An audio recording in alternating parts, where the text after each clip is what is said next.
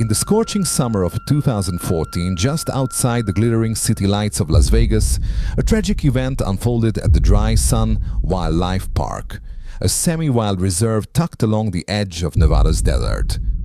Located about 40 minutes from downtown, the park was known for offering a rare glimpse into the lives of exotic animals in vast open spaces.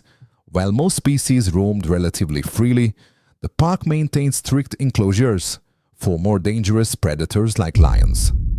On that fateful day, David Moreno, a 47-year-old geography teacher and devoted father, was enjoying a routine morning jog with his daughter and younger brother along one of the park's public trails. Despite the intense desert heat, the park remained open to visitors eager to experience nature up close. It all began with a simple mistake, one that would unleash deadly consequences across the quiet edges of the Nevada desert. During an early morning shift at Dry Sun Wildlife Park, a newly hired staff member failed to properly lock the safety latch while feeding one of the park's most dangerous animals, a fully grown male lion named Bakari. Powerful, territorial, and notoriously alert, Bakari had long been considered a high-risk animal, kept under strict containment measures. But in a matter of moments, the lion detected the oversight and acted. Slipping through the unsecured gate, Bakari pushed his way out of the enclosure and began wandering into the open terrain surrounding the park. The park's vast semi-wild design, while ideal for many species, lacked reinforced barriers between the inner sanctums and the less secure perimeter zones. Bakari made his way across a secondary fence, an old barrier that hadn't seen reinforcement in years, and into the outer desert scrubland. From there, it was less than 2 kilometers to a popular public jogging trail. As Bakari moved silently through the sand and brush, unaware joggers and nearby residents remained completely oblivious to the approaching danger. A failure in basic safety protocol had just transformed the typical summer morning into a ticking time bomb. It was meant to be a peaceful summer morning, a simple jog through the desert trails just outside the Dry Sun Wildlife Park. David Moreno, a 47-year-old geography teacher, was accompanied by his 10-year-old daughter Layla and his younger brother Carlos. Running along a familiar path near the edge of the park, the trio had no reason to suspect that danger was lurking just beyond the brush.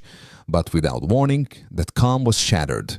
From the thick desert shrubs, Bakari, the escaped male lion, suddenly emerged. Towering, muscular, and alert, the predator had made his way from the park's interior after a critical security error left his cage unlocked. The moment David saw the lion, instinct took over. With no time to think, he pushed Layla forcefully to the side, placing himself between his daughter and the oncoming threat. Bakari lunged.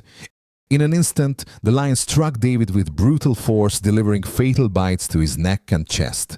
The attack was swift and overwhelming. Carlos, acting on sheer adrenaline, grabbed Layla and spirited away, suffering minor injuries in the escape. David's heroic final act saved his daughter's life, but at the cost of his own. In the days following the deadly lion attack at Dry Sun Wildlife Park, shock quickly turned into outrage. As investigators began piecing together the events that led to David Moreno's tragic death, a disturbing picture emerged.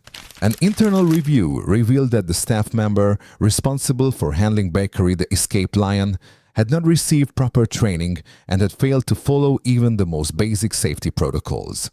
The gate to the lion's enclosure had not been secured, allowing the powerful predator to slip out unnoticed and roam freely.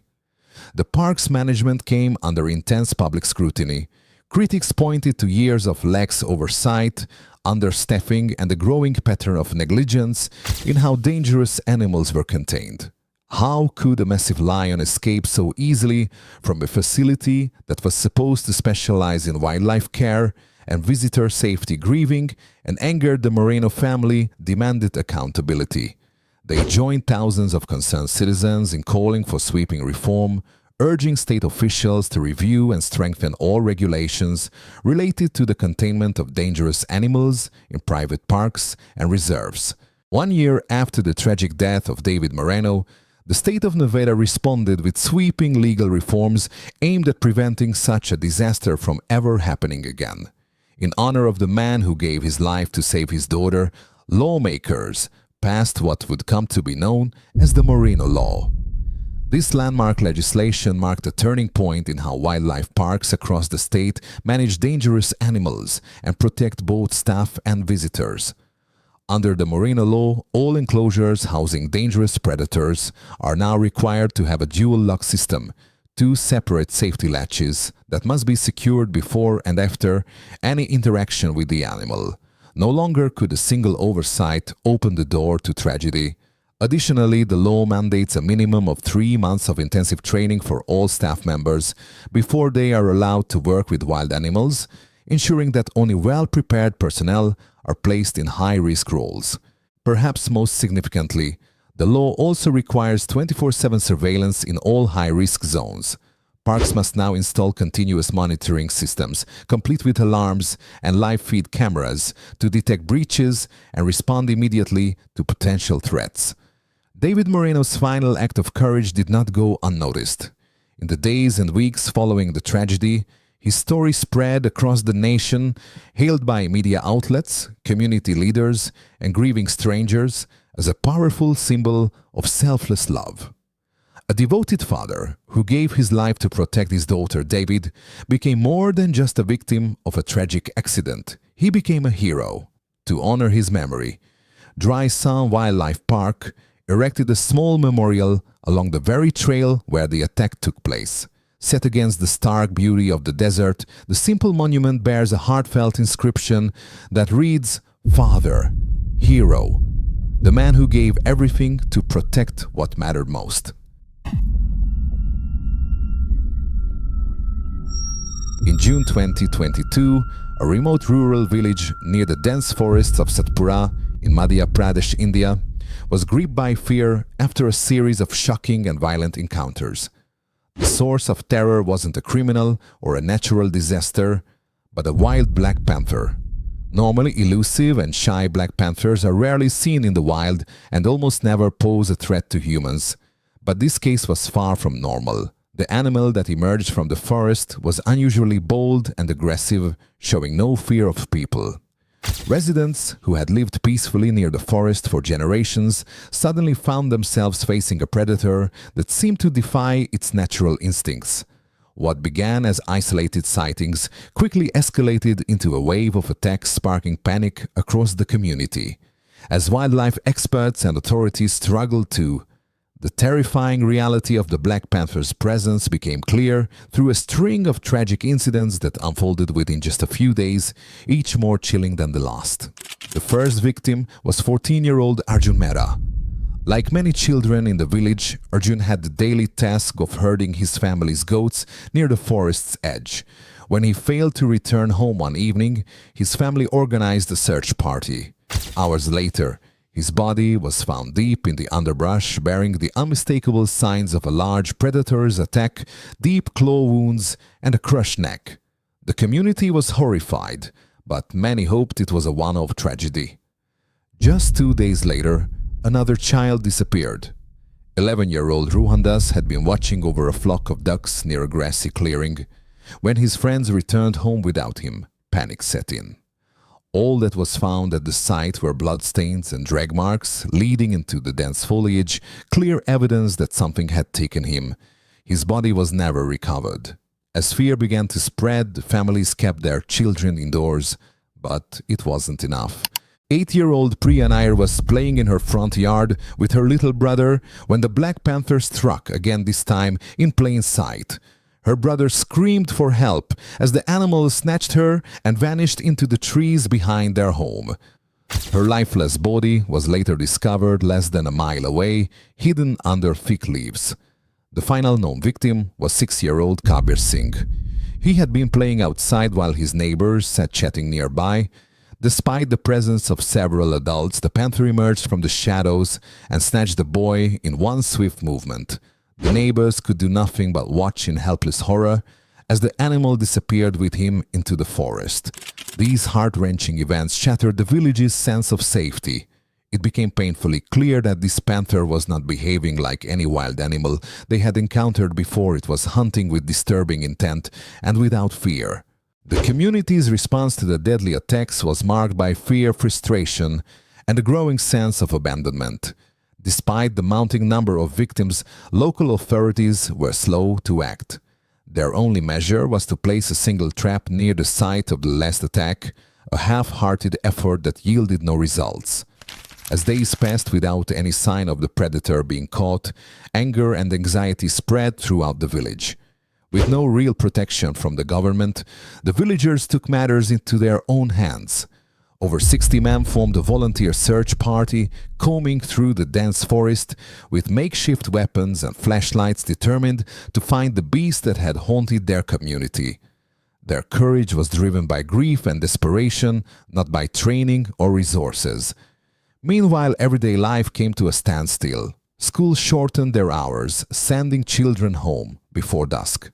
Parents forbid their kids from playing outside, especially after sunset. The village, once peaceful and full of life, became eerily quiet each evening as fear settled in like a shadow. Locals gave the animal a name, the Kaligat Hill Beast, in reference to the nearby hills where it was believed to be hiding. The nickname reflected both the mystery and terror surrounding the creature. It wasn't just a panther anymore, it had become a symbol of fear, a phantom lurking in the forest, unpredictable and unstoppable. Beneath the horror of the attacks lies a deeper and more troubling reality, one that speaks to a growing crisis across many parts of India. The tragedy near the Satpura forests was not just the result of a rogue predator, it was a symptom of a larger conflict between humans and wildlife fueled by rapid environmental change. Over the past decade, the Satpura region has seen accelerated deforestation driven by the expansion of commercial plantations, farming and residential construction. As trees were cleared and natural habitats destroyed, the wildlife that once thrived deep within the forest began to lose its home. With fewer hunting grounds and shrinking food sources, animals like leopards and black panthers have been forced to move closer to human settlements in search of survival. The black panther that terrorized the village was likely driven by desperation, its natural territory encroached upon by roads, buildings, and fences. What was once a safe distance between people and predators has now vanished, replaced by dangerous proximity. This tragedy is a stark reminder of the fragile balance between human development and nature. Without better land use planning, stronger conservation efforts, and greater awareness, more communities may find themselves facing similar dangers. The events at Satpura weren't just about a panther. They were about what happens when we ignore the silent warnings of a wounded ecosystem. The black panther that struck fear into the village was not a monster, it was a victim of circumstance. Its attacks were not acts of cruelty, but of survival. Driven from its natural habitat by deforestation and human expansion, the animal had no choice but to venture into human territory in search of food. This tragic case serves as a powerful warning. As forests shrink and development spreads, encounters between people and wild animals will only become more frequent and more dangerous. Without serious efforts to protect natural habitats and implement sustainable land use policies, both wildlife and human communities will continue to suffer. Protecting nature is not just about saving animals. It's about preserving the delicate balance that sustains us all. In harming the environment, we ultimately put ourselves at risk. The fate of the Kaligat Hill Beast is a reminder that the line between wilderness and civilization is thinner than we think and growing thinner every day.